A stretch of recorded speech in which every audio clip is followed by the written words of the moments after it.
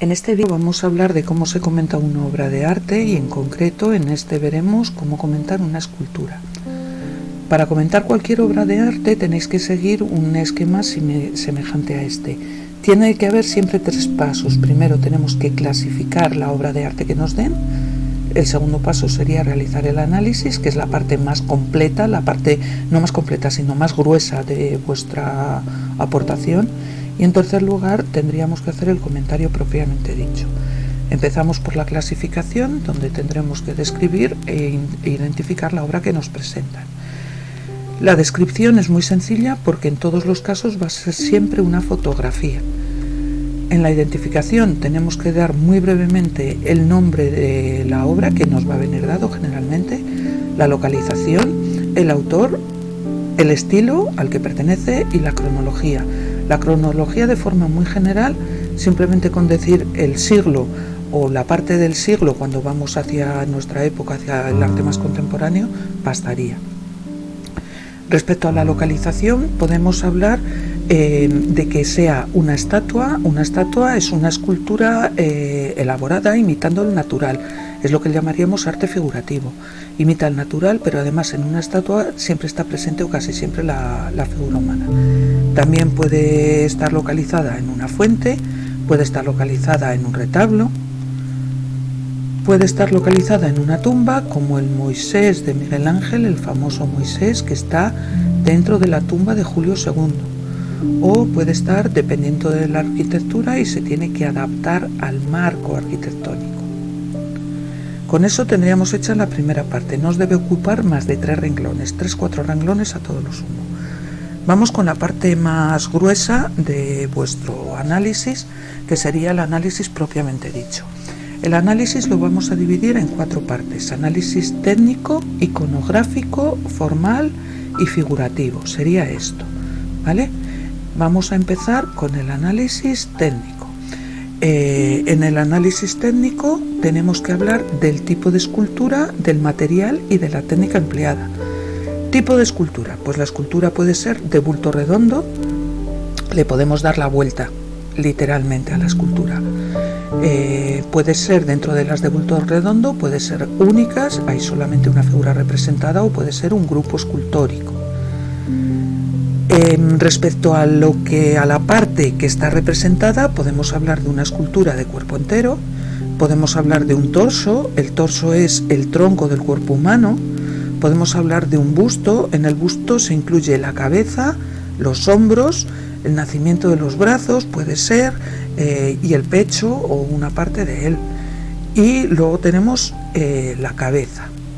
Respecto a la postura, nos encontramos con una escultura yacente, una escultura en pie, una escultura sedente, orante, si está rezando, en fin. Respecto al relieve, pues podemos tener o tenemos el alto relieve. Hablamos de alto relieve cuando las figuras sobresalen más de la mitad de su volumen. Medio relieve cuando sobresalen la mitad aproximadamente. Bajo relieve cuando sobresalen muy poquito, menos de la mitad. O hueco relieve cuando veis, como veis en esta, está como metido hacia adentro. Respecto dentro del análisis técnico, pasamos a ver el material y tendremos las más típicas serían las esculturas de piedra, entre las cuales, pues la de mármol es la que se lleva la palma, esculturas de bronce, de barro, de marfil, en fin. La técnica va asociada al material del que es la escultura. Entonces, para materiales blandos se utiliza la técnica que se llama modelado, que se trata de quitar trozos de material. Para los materiales duros se usa el tallado, que igual se trata de quitar trozos del material. Y para el bronce o el hierro se utiliza el fundido, que es hacer un molde, introducir dentro, a través de estos huequecitos que veis ahí, introducir dentro el metal fundido al rojo vivo y dejar que seque. Y pues quitaríamos el molde y ya está. Segunda parte del análisis, nos vamos al análisis iconográfico. Tendríamos que hablar de la fidelidad al objeto, si se parece a lo que quiere representar o no.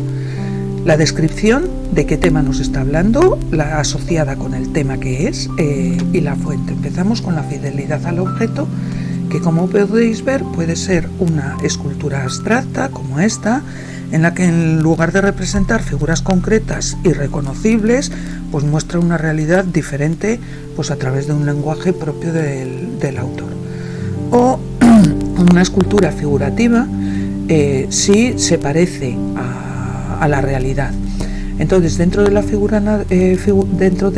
escultura figurativa tenéis la antinaturalista, donde, como veis, bueno, pues no se trata de representar fielmente el mundo real, sino que la escultura antinaturalista tiene más bien un carácter simbólico, un carácter alegórico. Normalmente está asociada con contenido religioso y en esta las figuras se deforman y adquieren pues formas, como veis, geométricas. En fin, siempre se busca el impacto emocional. Además de antinaturalista tenéis también la escultura puede ser naturalista, y dentro de la naturalista pues tenéis la realista, que no se esconde nada, o sea, se muestra tal cual es, feo o lo que sea. O la idealizada, como la escultura de los efebos griegos, una figura esquemática, si está solamente, bueno, pues en esquema, o una figura geométrica, una escultura geométrica construida, pues como veis, con formas geométricas. Respecto a la descripción, tenemos que decir que vemos. A ver, os he descrito estas dos obras que ya os explicaré luego, pero esto es lo que vemos. Según miramos esta obra, que ahora mismo desconocéis, lo que vemos es un grupo escultórico, porque son dos personas, de cuerpo entero, en pie, en el que un varón desnudo sujeta y muestra algo que no sabemos qué es a un niño que está también desnudo, ¿vale? Eso es describir lo que vemos. Esta sería una imagen de cuerpo entero de un varón semidesnudo, ¿vale?, que está lanzando una piedra con una onda. Esa sería la descripción. No tenemos que describirlo así porque tenemos que unirlo al tema. Entonces, el tema puede ser un tema de contenido religioso, puede ser de contenido mitológico, puede ser un retrato, puede ser un tema histórico, en fin, vamos a tener muchos temas. Entonces, tenemos que relacionar la descripción con el tema y la fuente. ¿Qué es la fuente? La fuente sería de dónde tomamos ese tema.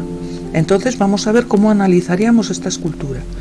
Diríamos que es un grupo escultórico de cuerpo entero, desnudos, en el que, y ahora ya sí tenemos que decir quién es este señor. Hermes, dios del comercio y mensajero de los dioses, sujeta y muestra un racimo de uvas que está desaparecido, pero sabemos que tenía un racimo de uvas, a Dionisos, que es el dios de la fertilidad y del vino. Por lo tanto, es un tema mitológico y está basado en las leyendas que los griegos narraban sobre las relaciones entre sus dioses. ¿Vale? Como veis, hemos unido las tres cosas: la descripción, el tema y la fuente. Vamos a ver qué es este otro tema. Sería la imagen de cuerpo entero de David, futuro rey de los judíos, que está semidesnudo en el momento en que lanza una piedra con una honda para derribar a Goliat, que era el rey de los filisteos. Es por tanto de tema religioso y está narrado en el Antiguo Testamento de la Biblia. ¿Vale?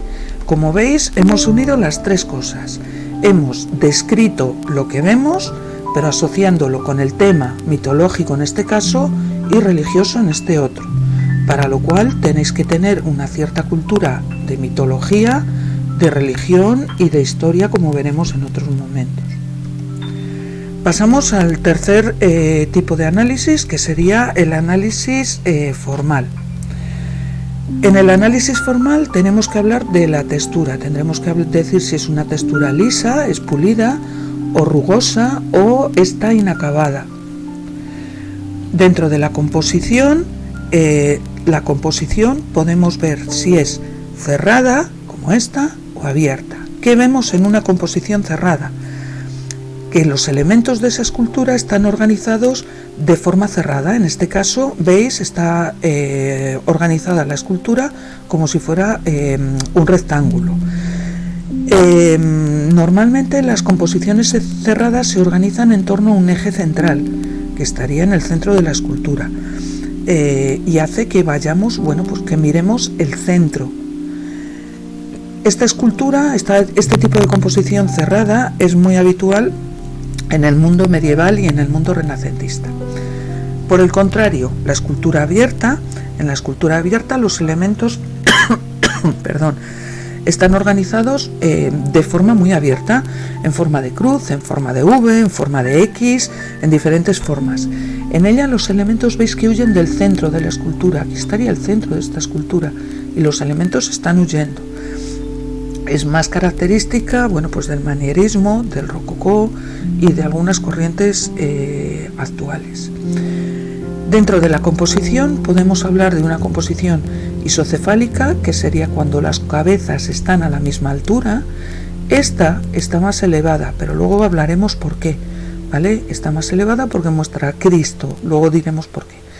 Puede ser una composición triangular, puede ser una composición en líneas diagonales, en fin. Respecto al volumen, indica la tridimensionalidad de la figura. Entonces puede ser una figura pues frontal y con muy poco volumen, o puede ser una figura que no es frontal, como veis, es para verla desde todos los ángulos y aporta mucho volumen a la figura. Además tendremos que hablar de la profundidad en el relieve. Veis relieve con poca profundidad, ¿vale? Aunque sea un medio relieve, pero veis relieve con profundidad. ¿Cómo aplican la profundidad en el relieve? Pues metiendo elementos arquitectónicos o elementos paisajísticos y además dando diferente volumen a las figuras en función de cercanía o lejanía. Veis que las más cercanas están en alto relieve, mientras que las más alejadas están en bajo relieve. Bueno, además tenemos que ver el impacto de la luz en la escultura. Hablamos de una luz suave si tenemos composiciones cerradas. Como veis, la luz incide prácticamente igual por todos los ángulos, o hablamos de una luz contrastada en composiciones pues abiertas, donde la propia escultura pues va dando sombras. Bueno, además tenemos que analizar el espacio. Hay que relacionar la escultura con el espacio. Entonces hablamos de una escultura compacta cuando suelen ser las esculturas cerradas, en las que el espacio no forma parte de la escultura. Sin embargo, en composiciones abiertas, la escultura se abre al espacio que la rodea o intenta ocupar parte de ese espacio. Y en la escultura más contemporánea tenemos que valorar los vacíos dentro de la escultura. Muy sencillo, el color, tenemos que decir si una escultura está policromada o está sin policromar. Esta ahora mismo no está policromada, pero en su momento sí que lo estuvo. Nos vamos al último análisis, que sería el figurativo. En él tenemos que hablar de la anatomía y del movimiento de la escultura, de la expresión y la psicología y de otros. Empezamos con la anatomía y el movimiento y tendremos que hablar, bueno, pues de la musculatura, si está muy poco trabajada o está muy trabajada o no se percibe. De las proporciones, esto es lo que decíamos antes, ¿vale? Esta está desproporcionada. Fijaros qué cabeza tan grande respecto al cuerpo. O lo que hablábamos antes, la jerarquía. Veis que este Pantocrátor es muchísimo mayor que el resto de las esculturas que lo rodean, porque es mucho más importante. Entonces sería una escultura jerárquica. Tenemos que hablar del canon. El canon alude a las proporciones ideales del cuerpo humano y se refiere a la relación entre las diferentes partes del cuerpo. Aquí tenéis dos cánones del mundo griego, del mundo clásico. El primero es el canon de Polícleto, donde Polícleto basaba el canon en la repetición de 7 cabezas a lo largo del cuerpo. Un poco más adelante, otro escultor griego, Lisipo, establece el canon de 8 cabezas. Entonces, como veis, la figura es mucho más estilizada. Otro canon muy conocido que todos habéis visto es el de Leonardo da Vinci en su famoso Hombre de Vitruvio. Bueno, respecto al movimiento, al análisis del movimiento, tendremos que hablar del hieratismo. ¿Qué es eso? Es el aire rígido y contenido, veis que no hay movimiento, de las figuras humanas, no expresan emociones ni sentimientos, ¿vale? Eso es hierática. Dinamismo. Dinamismo es cuando intentamos, una escultura dinámica es la que intenta dar sensación de movimiento. Y para eso se utilizan las formas curvas, el desequilibrio, se manipulan los pesos, las tensiones, en fin. El contraposto. El contraposto es un inicio de movimiento.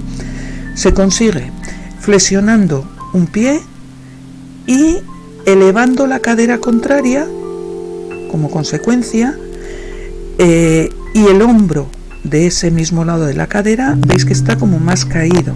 Se forma así una ligera curva, ¿vale? Bueno, hablaremos de esto un poquito más adelante. O el escorzo. ¿Qué es el escorzo? Es cuando una figura tiene una parte girada respecto al resto del cuerpo. Vale, respecto a la expresión, pues tendremos que fijarnos en su rostro y ver sus emociones, la teatralidad, qué emociones nos transmite, la mirada. En el cuerpo, si genera miedo, huyen, dolor, tristeza, concentración, tensión, lo que veáis. Respecto a otras partes que tenemos que ver en la escultura, pues serían los ropajes, si están formados por pliegues geométricos, o siguiendo la técnica de paños mojados, que como su nombre dice, es como si se hubiera mojado el vestido y se pegara al cuerpo, dejándonos ver la fisonomía debajo. O si son pliegues amplios que buscan claros oscuros dentro de la obra. Respecto a los objetos, algunas veces aparecen objetos con la escultura y hay que relacionarlos con esa escultura. Entonces muchos personajes tienen una iconografía propia, como el David, ¿vale? David, que antes vimos el David de Bernini, presenta unos objetos que no tiene el de Miguel Ángel. El más conocido, el de Miguel Ángel, solo tiene la onda, ¿vale? Sin embargo, en el de Bernini vemos una onda formada por una cuerda y una piedra. Vemos a la cadera, tiene un zurrón para meter más piedras. Y luego, característico del David, sería la lira, que alude a que en un futuro David va a ser rey de los judíos, y va a ser conocido como el rey poeta. Acabamos de ver otra, aquí lo tenéis, es David tocando música, es el rey poeta. Y una coraza. La coraza, en este caso, en teoría es para defenderse de Goliat, pero no la necesita porque le protege la fe, le protege su Dios, ¿vale? Son elementos iconográficos que aparecen con determinados tipos y hay que conocer.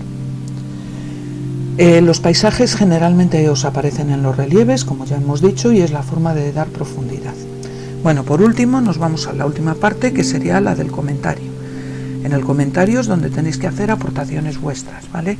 Entonces tenéis que hablar de la función de la escultura, que puede ser religiosa, puede ser funerario, puede ser civil pública como una fuente, o puede ser civil privada como esta fuente, que ahora es pública, es de la granja, pero en su momento fue privada. Bueno, respecto a la obra tenemos que hablar de por qué se hace esa obra, para qué y para quién. Ese para quién, o sea, quién la encarga, se llama comitente, ¿vale? Entonces tenemos que hablar de para qué se hizo. Tenemos que hablar de dónde se ubica, tenemos que hablar de la importancia actual de esa obra, por qué estamos estudiando esa obra. Tenemos que hacer referencia a sus circunstancias económicas, políticas y sociales del momento, pero atención, siempre en relación a la obra, no en general. Y además esas circunstancias económicos, sociales y políticas tienen que ser muy breves, un máximo de 3-4 renglones. Importante, antecedentes, ¿en qué obra se inspira? ¿De dónde saca? ¿Con qué obras anteriores se puede relacionar? ¿Y en qué obras posteriores va a influir ella misma va a influir en otras obras posteriores, qué trascendencia tiene, ¿vale? Y por último, respecto al autor, tenemos que decir quién fue el autor de la obra y en qué estilo se enmarca. Tenemos que hablar de su trayectoria, una pequeña biografía, incluyendo la evolución artística de ese pintor, de ese escultor, y tenemos que valorar la obra que nos dan en la producción total del artista, así que del artista también hay que hablar, algo tendremos que decir. Bueno, y con esto habremos terminado nuestro comentario.